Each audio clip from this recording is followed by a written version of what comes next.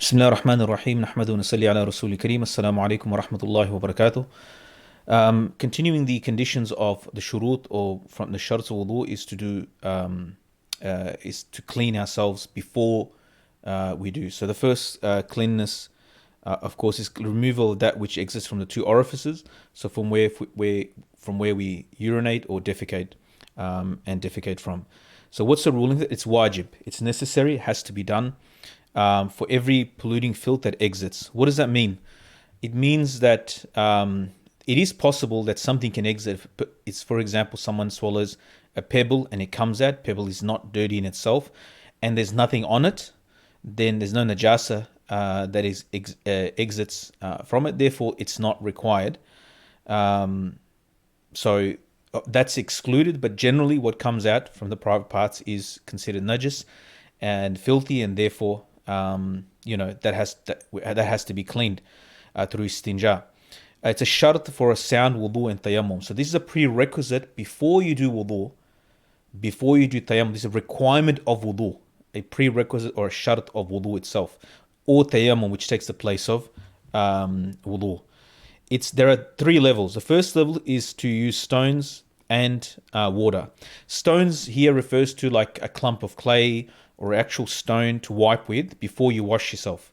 So in the old days, people used to go out of, they used to go out of, I actually, still till today, there are places that don't have toilets built in the houses. So they go out to the field and they have water with them and they use a stone or what is available, a clump of clay, for example. But the replacement of that today is another dry thing, which in our case today generally is toilet paper. So something that you clean yourself that's dry, and secondly, something that is second thing is water, not just anything, it's water itself. So using something dry and using something using water. So those are that's the ideal level, right? You wash with a dry thing and you also use water on top of that as well. The second level is to use water only. In terms of level of cleanliness or thoroughness of cleanliness, the second is just use water. And the third is to do istijmar or dry only. That's using stones or only toilet paper. And this removal of, when it comes to cleaning of najasa, when it comes to istinja, compared to like the rest, if there's najasa on the other part of the body, let's say on your leg, there's an exclusion for istinja, washing the private parts, where you can suffice on just using dry, something dry, that is, for example, toilet paper. So there are conditions, however, with only using something dry. It has to be pure. Pure meaning that it's tahir and it's tahir as well. You can't use something that's filthy, right? Be able to clean. So you have to use such a thing that'll remove the filth, right? That's where a stone or a clump of clay or something like that would work. Toilet paper, in our case today, that would work. And it's not forbidden. And there's a list of a few things that are mentioned in the fiqh books. That, for example, dung, like dried clump of dung, it looks like a clump of clay, but this is something that's not allowed to be used. Bones of animals, like dried bones, they can be scattered in fields, or to use that, you have to go back a little bit. Like, this sounds strange. Why would dung be mentioned? Why would be bones? If you understand that historically, and even to a large proportion of the ummah, lives in agrarian farming lifestyle. So these are things that were just maybe in the field that were lying, and they're easily accessible to clean yourself. So dung's not allowed; it's forbidden actually.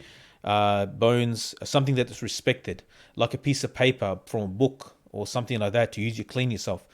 The example of paper is mentioned in books because the paper was very valuable. My father, rahimahullah, mentioned about paper that he saw with his own eyes students of knowledge in his village when he was a child. They're making paper with their own hands, and he saw them make ink with their own hands, and he saw them make pens with their own hands. And paper was muhtaram; it was respected. So things that are generally considered should be treated well or respected should not be used in the process of cleaning private parts.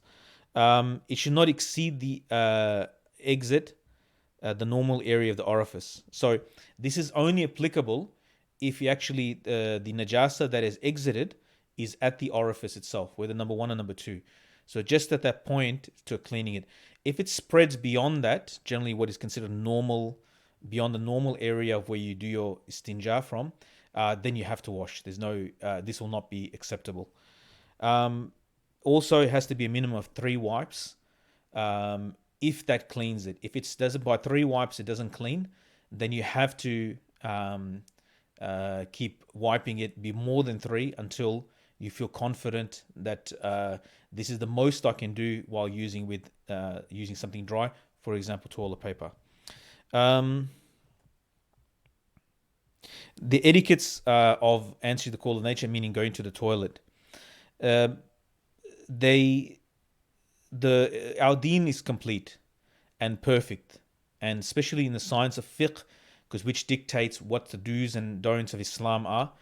Our whole life, Islam has a solution, or it has guidelines and code of behavior and etiquette, and that's one of the beauties of Islam. Allah completed the deen and the lifestyle that is pleasing to Him. So, from our dress code, from our behavior, from our cleanliness, tahara, how to remove filth, how to clean our body, how to keep our body clean. These are things that Islam has taught us in complete detail.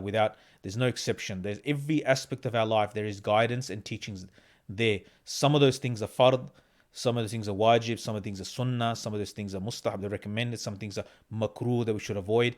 But there is a hukam for every single thing that we do without exception. And the fuqaha will extract new situations they'll extract for us based on those principles how to apply the Quran, and tell us what things are fard today that might not have been might not have existed before in a situation. So for example, like dealing with the bank today is not, historically we didn't deal with banks. Banks are a recent phenomenon in history. It's in a couple of 100 years. So how do we avoid haram transactions? Islam has guidance for that, even though that thing didn't exist in the time of Rasulullah sallallahu alaihi wasallam or when the Quran was revealed.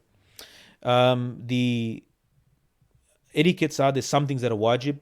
For example, istinja itself, when you go to the toilet, we just went through the ahkam of that, the levels of it and so forth. Mustahab acts, dua on entering. So these are things that are rewarded, extra things. They're not compulsory. Dua on entering, Bismillah, Allahumma inni a'udhu min al-khubuthi wal khaba'ith. So Bismillah, Allahumma inni a'udhu min al-khubuthi wal khaba'ith. Allah protect from the evil and evil male and female jinns, shayateen. Enter with the left foot and exit with the right foot. Squeeze off. So for the men, from the base of the penis, they squeeze and pull right till the end until they clear any urine that might be in the penis. So, and to go to at a distance to be not seen. Just regarding the previous, Sheikh Ahmed asked actually people that are doctors that are experts in urinary diseases and so forth, and says nothing wrong with doing that. He says some students of knowledge for some reason say, I shouldn't do that, it's harmful or something like that, but he actually checked it with specialists. There's nothing wrong with making sure, going right to the base to check and clear out any urine that might be there. He said to go to a distance. So in the old days, people used to, as I mentioned, go out in fields, and so you go out into a field, and so you should be at a distance people can't see you and not be seen. So this is not referring to Sheikh Ahmed asked me, what do you mean not be seen? How can it be just a mustahab act? So if you're going out to a field and you sit in a way, like let's say your head's popping up behind a bush, right? So if your head's popping up and people can see you, that, like, your whole body shouldn't be seen when you're doing the act. That's mustahab. But if you're behind the bush, your aura's covered and they can't see you do the act, right? As I'm giving an example. So it's not about being... So when you enter a toilet, close the door, nobody can see you. The whole act is hidden. That's what it means. But it is possible. You can be in a toilet, part of your body might be seen, your feet might be seen, as an example. And it is better that you not be seen at all. It's not just about... So covering aura is fard, it's compulsory. That's a separate thing. And not being seen, which is something we don't have to really think about, even if we have to go to a public toilet or something like that. These are the forbidden things: to face the qibla or have back to in a open, not built up area. So this is not referring to this is in a field, an open ground, right? There is ikhtilaf on this. Obviously, in other madhahib, I think in one other madhab, even inside the building, you have to be mindful of the qibla. Sheikh Amir gave the example of he goes, one of his teachers mentioned this, that Sheikh Amir is the one who developed the Arabic of this course. So he said that someone entered the toilet. In the toilet, someone had written on the door, "Brother, this toilet is facing the qibla, so just turn a little bit, so you're not facing the qibla." Then the next guy put his own footnote on it. He said, "Brother, this is not the most strongest opinion. There is ikhtilaf." Or something like this is not the most strongest opinion, so this can be disregarded. It's not fard and it's not necessary that this is to be done. And then here's another person put his footnote on it, and his ikhtilaf or his difference of opinion on it. He said no, but the strong opinion is that we should avoid it, something along those lines. So you can learn fiqh in that toilet, I guess, but stay more than required. So regarding having your face and back to the qibla inside a building in a toilet that normally is not a problem. But outside in an open field, you should turn in a direction perpendicular to the qibla. The stay more than required. So some people go into toilets with mobile phones. I remember somebody had a pile of magazines in their toilet, car magazines they used to read in the toilet. So these are things it's actually forbidden, they're haram to do, to stay longer than what is required. Urinate in a place that harms people. So in a shaded place, again, coming back to that, in the old days where there were no toilets, people used to go to fields, but then there are certain places, shaded areas, or a place people sit for the sun in winter, or thoroughfares like pathways, or a fruit tree. All of those places that will harm or cause any inconvenience or harm to the people should be avoided. Then there are things that should be avoided. They're not necessarily haram, but they're makruh, dislike, and they should be avoided. So I forgot to mention the dua for the exiting of the toilet previously. غفرانك is to say غفرانك الحمد لله الذي أذهب عني أذى وعافاني. So the first part is well known. The second dua, there's actually two duas, separate duas in books. People question the authenticity, and it's not a strong narration, but others have said that no. Like Ibn Qasim in the Hashia of his of Rawd has mentioned that no, there's no issue with this, and it's something well known and done by the Muslims, regardless of its strength. There's nothing wrong. We should expect reward for it, inshallah. To go in with something with the name of Allah is makruh. To speak, of course, the first one. Let's say if you have a small booklet with you and there's nowhere else to put it, and you might lose it, someone might take it, then it's excused, like something like that. In necessity, these things are excused. To speak, unless there's a necessity, but other than that, it's makruh to speak. Touch the private parts or do istinja with the right hand. So touching the private parts outside of wudu, of istinja, and also doing the istinja with the right hand. These are makruh acts. So these are the some of the actions and adab, or the etiquettes of how to answer the call. Our deen is complete.